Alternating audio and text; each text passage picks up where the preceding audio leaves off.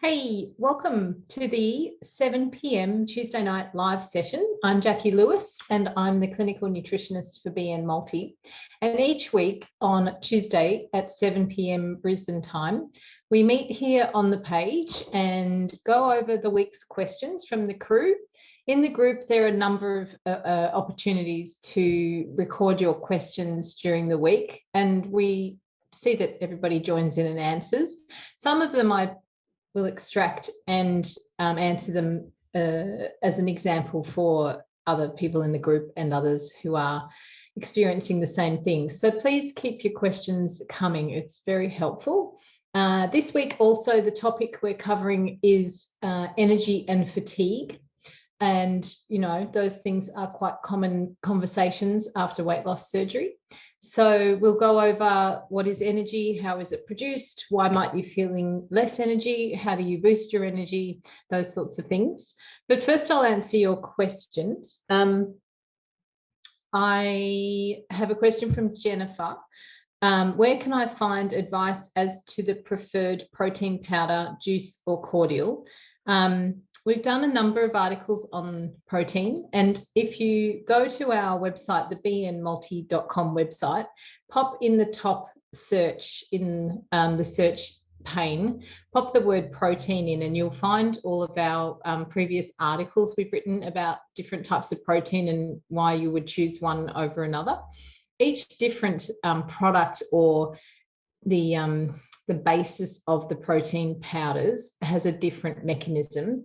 Ideally, we encourage you further down the track when you're not stuck with liquids and purees to really focus on reaching your protein needs with food. So we've also put together some really handy recipe ebooks that you can download for free also from our website. So on the site, you'll find a tab which is called bariatric recipes.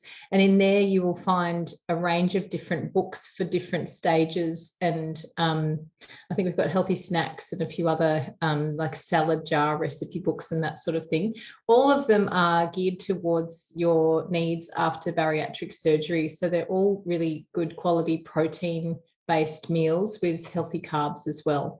So if ever you're stuck or you're bored of eating the things that have become your default, pop back to our website. It's always being updated, and each week from our blog we also add a new article on certain topics that we're covering as well. So it's always changing and expanding, and hopefully you find it a real source of support. But again, I can't reiterate enough, and actually yesterday I attended one of the first in-person conference yesterday. It was run in Brisbane, was like a road show. Anne's Moss ran it.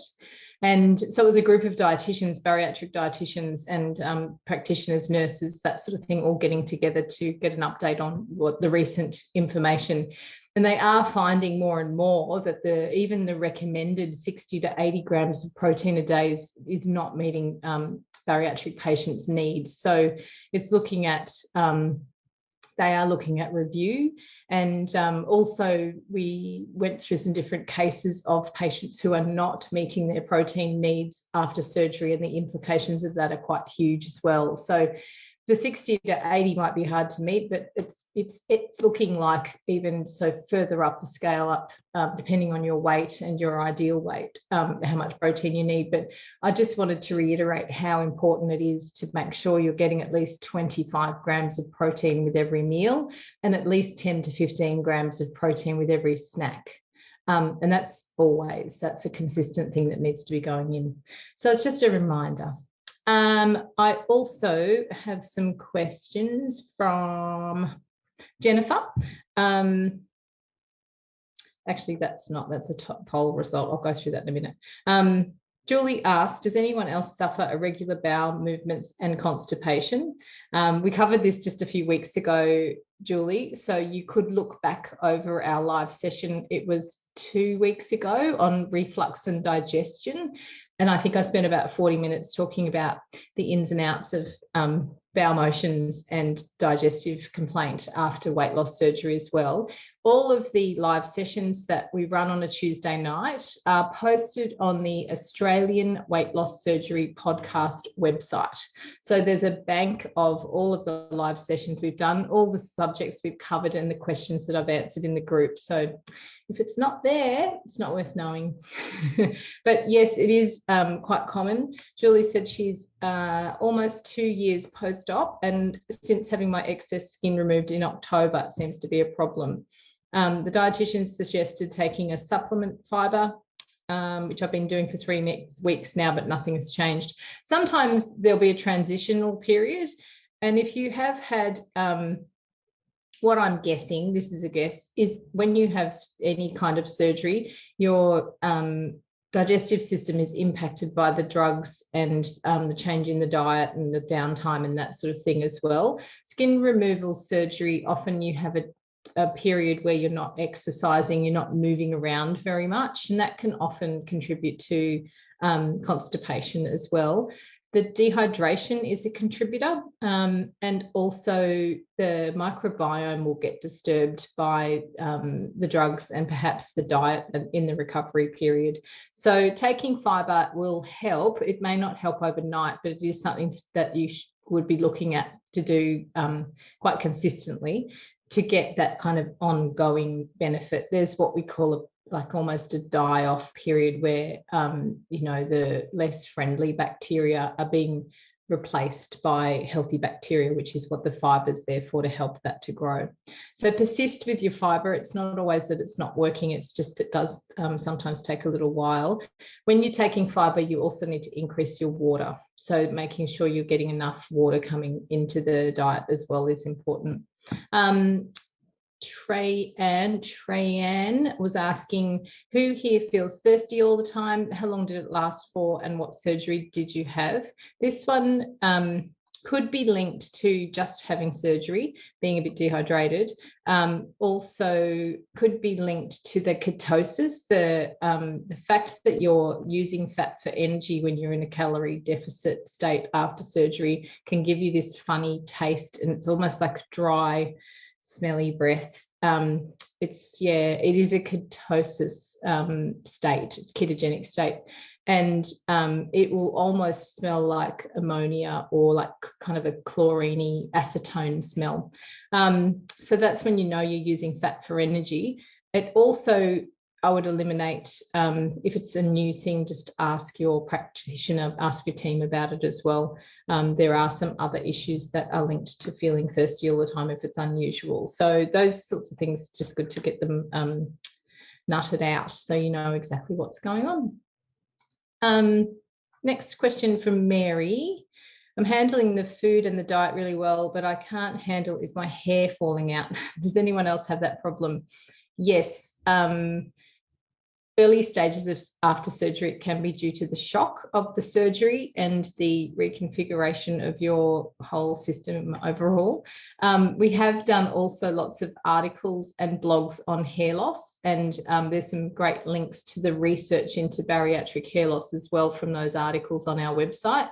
So go back to the bnmulti.com site and search for hair loss, and you'll find all of the different articles we've written about hair.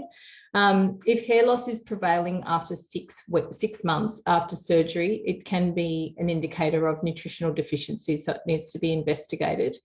The first 6 months, it can be expected as part of the reconfiguration and the shock that the surgery places on the body.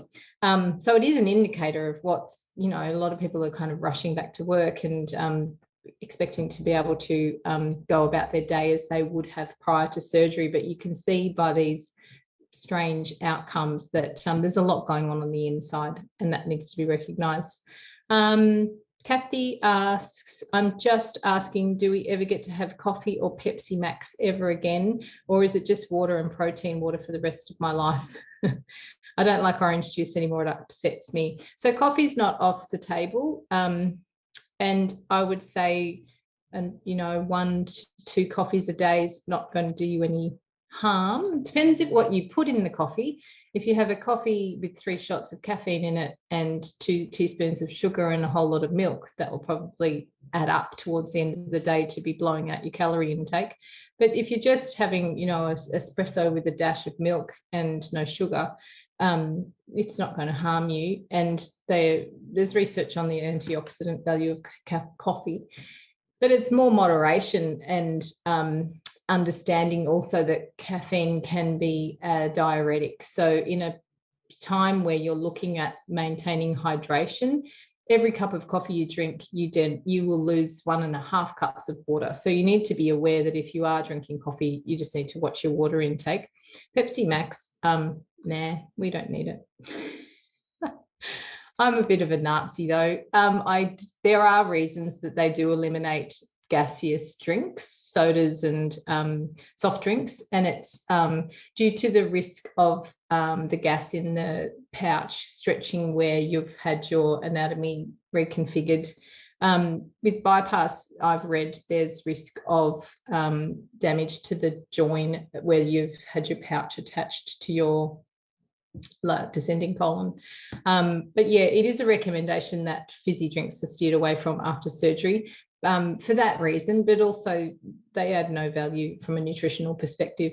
So yes, I would say if you really have to and you can manage it, some people can manage fizzy drinks, other people can't. It's you know, take it back to when you were a kid and when we used to see these drinks once every 2 months at a birthday party. I would encourage you to revisit times gone by when discretionary foods were exactly that, and they weren't on the table every day of the week or even every week. They're more something that we do on a special occasion or you know, at a special event now and then, rather than something that we do every day. I think that's where we've kind of absorbed all of these, you know, takeaway foods and ready-made foods or lollies and, you know, packaged foods. They've become our everyday when they used to be a special treat. And that's kind of where I see the problem lying, is that we've forgotten that they don't necessarily have a place in the diet, you know, on a regular basis. What else do we have? I think that's the ream of questions. One last one, Suzanne was talking about wondering, she's had her surgery date brought forward, but also has a holiday booked 2 weeks after her surgery. It's a long walking holiday covering 135 kilometres, and it's a beautiful walk. I've ridden my bike that way. I haven't walked it. And it's a hard one. You're having major surgery and you're in a stage where you look like you're getting prepared for that with blender and all the different things that you would need to get about your day, which is practical, but you don't know how you're going to feel. And I think that's a large ask of someone who's just had major surgery. And it's not just surgery, it's also an emotional thing. So you really, you may be surprised that you'll be fabulously drifting through that time with ease, or you might find it is tricky and there's a lot to navigate as well. So it's a personal thing, but I think it is a big deal, and it's major surgery. I would talk to your team about your intentions about doing something like that directly after weight loss surgery, firstly, and understanding that when we look at it from I've done this before, I'm quite fit, and it's not a real strain for me to walk these distances. We do need to throw in the fact that your body needs time to recover and that sort of thing. So they'll know what's best for you. I would put it to your team first before I made any other decisions on it. So that's the questions done for the night. I'm just going to share my screen and go through the poll from last week, and then we'll talk about energy and fatigue. So you'll be able to see, we did a poll last week in the group. What's your energy level after surgery? 71 people said their energy was low. I feel tired all the time, but managed to get through the day. 56 said I'm good. I can keep my energy levels up through the day, which is great. 22 said not too bad. I have a 3 p.m. slump, but I perk back up later in the afternoon. 9 votes, I'm falling asleep, especially after food. 3 votes said they're feeling terrible. I could fall asleep anywhere, anytime. And 3 also said crazy. I've got so much energy, I find it hard to fall asleep. So again, that's weight loss surgery for you. It has a range of different outcomes. So 71, that was the biggest response we got. I feel tired all the time, but I managed to get through the day. Could be a number of things. Energy production relies on nutrition, relies on protein. I liken the feeling of a lack of protein to feeling this kind of tired, empty, lethargic sensation. It's like you feel like something's missing, and it's almost like a weak feeling. It could be protein deficiency if you're not meeting your protein targets. And as I said before, they're looking again at the recommended protein ranges for weight loss surgery patients, and it's growing and growing, because I think they're realizing that 60 to 80 grams of protein doesn't cut it for a lot of people. So it could be protein deficiency. It might be nutritional deficiency. So to make energy, there's a whole lot of different chemical reactions that go on in the body, different cycles that manage energy production for different activities. So it could be that you're lacking in B group vitamins. They're a key to energy production. And so is magnesium. So they all kind of come together, and it's a very long story. I'll post something in the group about it if you're interested. To make the Krebs cycle function and to create anaerobic energy, we need an ongoing supply of a little substrate we call adenosine triphosphate. And that comes from your food, and it comes from your nutrients in your food as well, through varying different biochemical things that happen in our amazing little machines we call a body. So it could be that. It could also be iron, which is a huge player in the bariatric community, because we don't absorb it as well as we used to before we had surgery. So particularly for women, it can be a concern because we lose iron every month in our menstrual cycle. So looking at your supply of these key nutrients that do contribute to energy production. The thyroid gland, which is also the house of managing your metabolism, is it needs iron to function. It needs oxygen, and that's what iron is, a transporter of enough oxygen to keep the thyroid feeling happy. The other thing I was going to say is, if you're on a very low carbohydrate diet and or you're eliminating carbs for some reason, you're going to feel tired if you're not eating enough fat. So it's a balance. And if you're looking at a low carb diet with low fat, you're not eating enough protein, you'll be exhausted.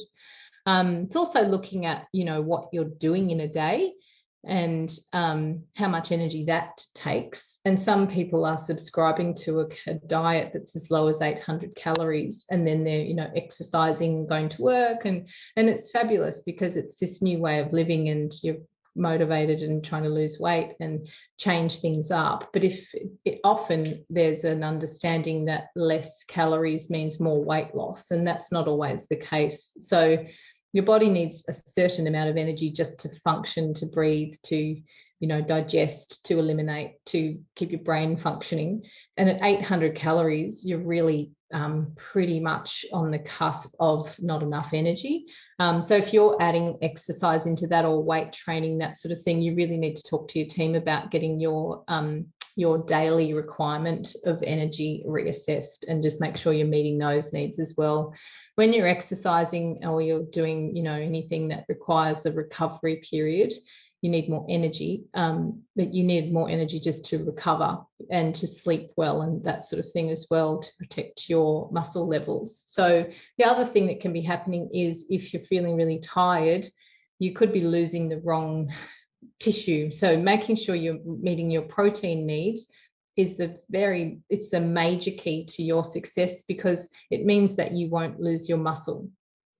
And after weight loss surgery, we're really trying to focus on fat loss, making sure you're losing the correct tissue that we want to eliminate from the body, and lack of protein and lack of energy overall will mean that the muscle will get lost and the fat stores are actually held onto as a survival mechanism. So it is a fine balance, and it's if you're feeling tired on a regular basis, I would definitely go back and see your practitioner and just make sure that all of your ducks are in a row, all of your protein, exercise, sleep. Are you recovering well? Are you going to bed early enough? Are you going to sleep and not staying asleep? What kind of stress are you under? Those sorts of things need to be assessed. So it's a pretty multifactorial thing when it comes down to feeling tired all the time. The one thing I wanted to say is that 9 people said I'm falling asleep after food, and that can indicate that there's the body's really working hard to digest. So looking at gut health and what you're eating. If it's peaks and troughs in the blood glucose levels, and often when we put in a really high glycemic index food like a white bread or pasta or something that gives us a big whack of insulin, it can also make the body kind of go into a state of I just need to have a nap. So those sorts of things, if you are eating and then feeling like you want to nod off after, food's meant to give you energy and keep you going. It's not meant to make you shut down and need to sleep. So looking at gut health and what your body's processing and making it as easy as possible by producing, better fruit and vegetables, protein, all that sort of stuff, keeping the diet clean. If ever that's happening, it can be a sign that there's a bit of a dysregulation in the blood glucose levels as well. So 22 said they don't feel bad. They feel tired in the afternoon. That one I wanted to bring attention to, because generally if you're tired at that 3 o'clock slump, it can be that you're not having enough for breakfast. When someone's hungry and tired in the middle of the afternoon or even at dinner time, I look back 2 meals, not 1. I don't go, oh, well, lunch wasn't big enough, you're hungry now. We look at 2 meals back, because that's when the blood glucose will drop from that previous meal.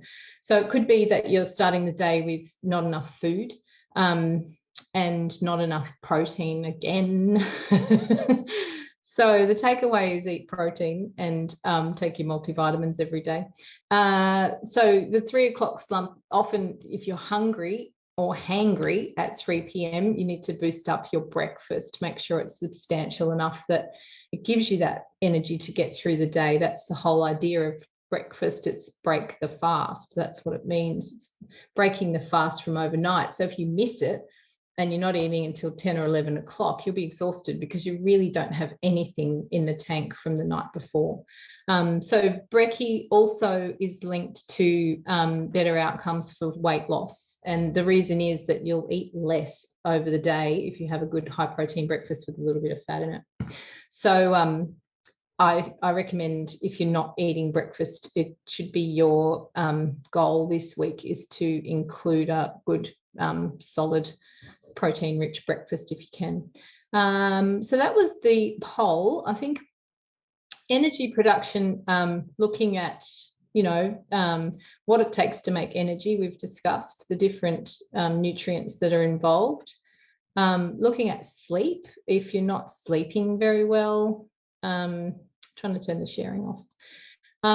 If you are not sleeping very well, you'll be tired. So also looking at when are you going to sleep, what kind of environment are you sleeping in? Are you too hot? Generally sleeping when you're too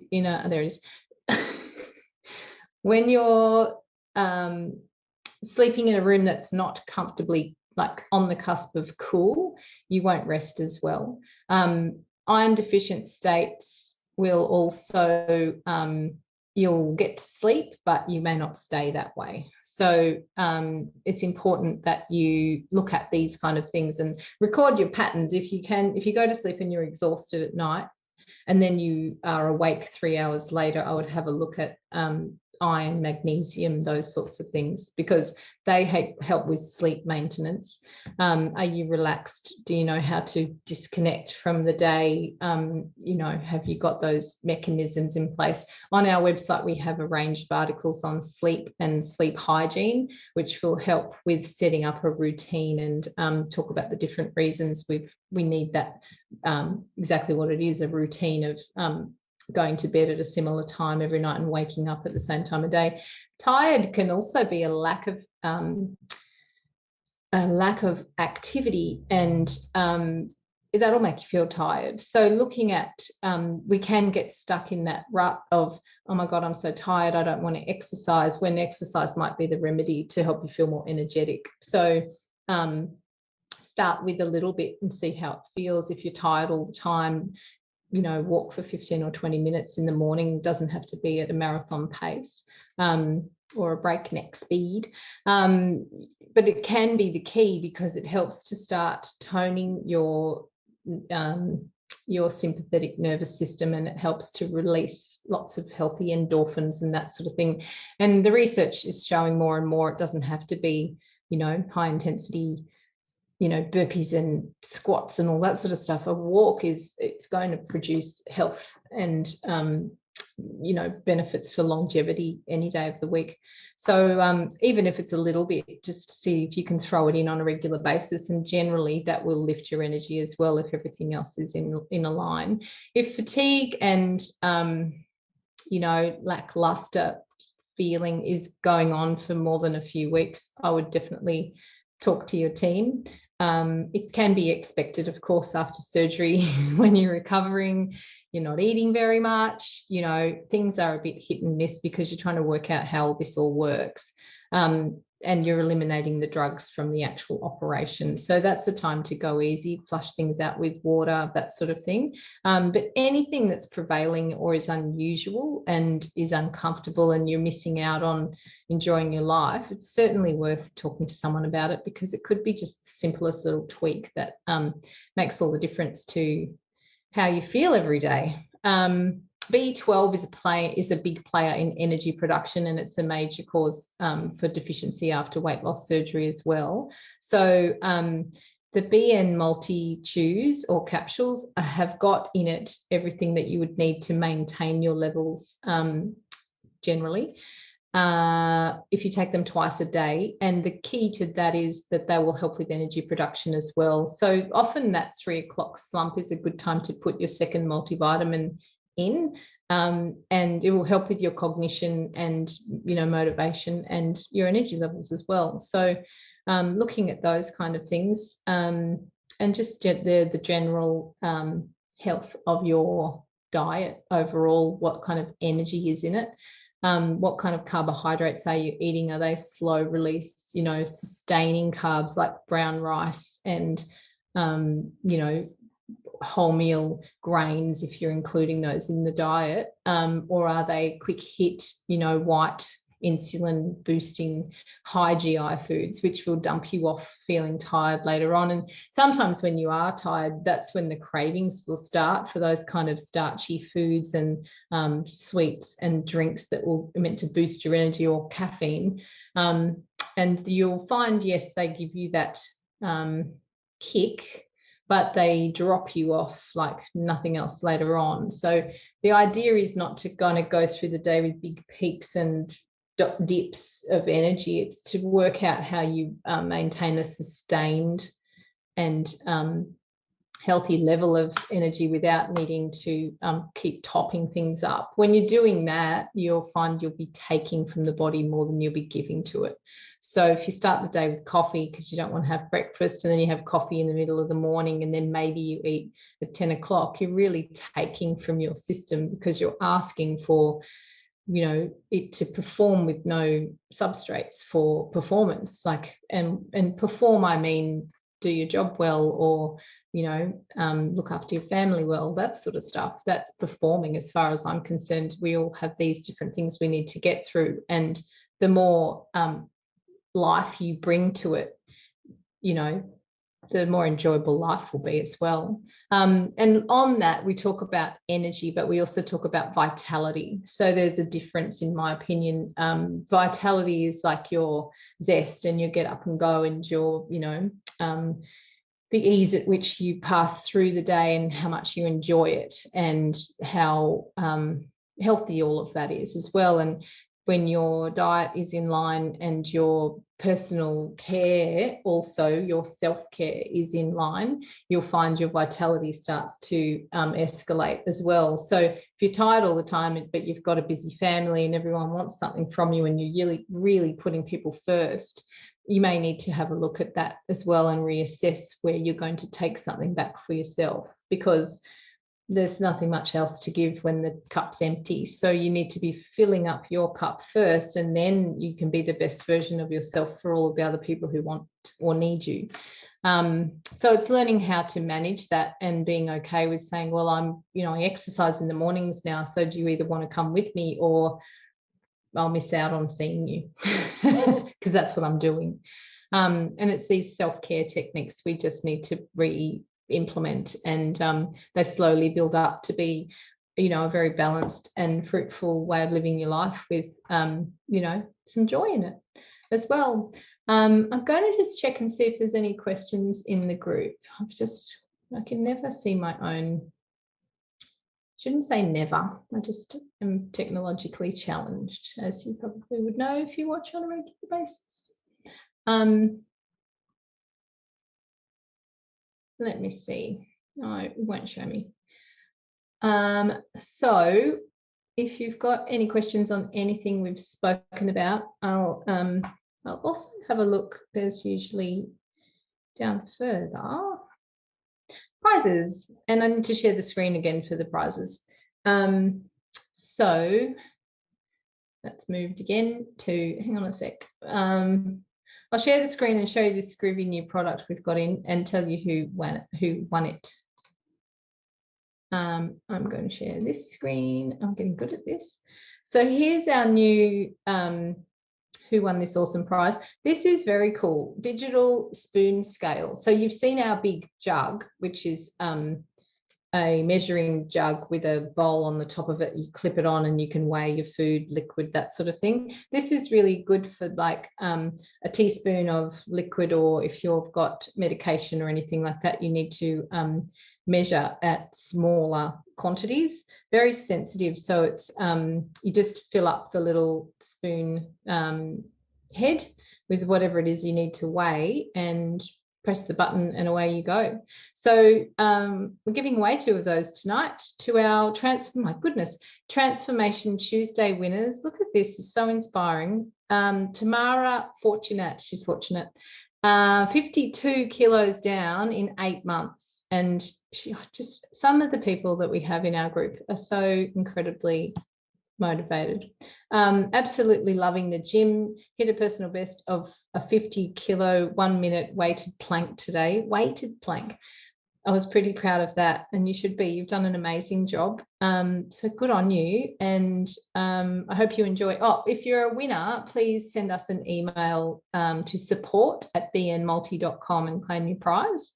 And thank you so much for sharing your story. And on that, we're collecting a range of BN inspired stories, and you'll see them on our website as well. It's a bunch of wonderful people who've shared their full story on, what led them to weight loss surgery and what the benefits of that have been and how it's affected their lives overall. And I think we're trying to create that understanding that, people are looking around for, what am I going to do about this? Will I do this surgery or not? And these kind of stories where you absolutely gain a whole new outlook on life and a new way of being. It's certainly something they would be looking at as life-changing for somebody else. So it's great when you do share the story. So thank you. Hayley Ma was just reflecting this morning on this actually, and I'm just over 2 years post-op and down from 129 kilos to 73.